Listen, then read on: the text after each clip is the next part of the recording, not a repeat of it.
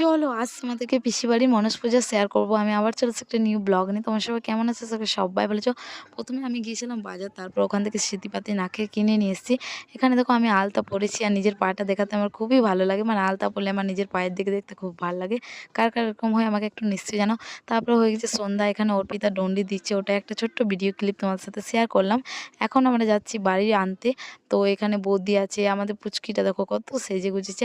আর সবাই দেখেছে যে পুকুরে বাড়ি আনতে মানে আনে আমাদের ওই সাইডে, কিন্তু এই সাইডে নদী মানে সামনে আছে, ওই কারণে নদীতে হচ্ছে। আর এই নদীতে এত দারুণ ঠান্ডা ঠান্ডা হাওয়া দিচ্ছে না, খুবই সুন্দর লাগছে।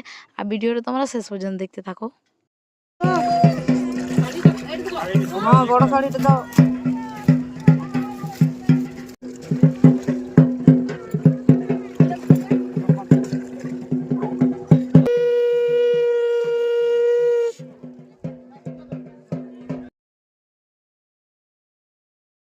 এখন এখানে বাড়ি নিয়ে চলে এসছে, তারপর সবাই মিলে পা ধোয়াচ্ছে।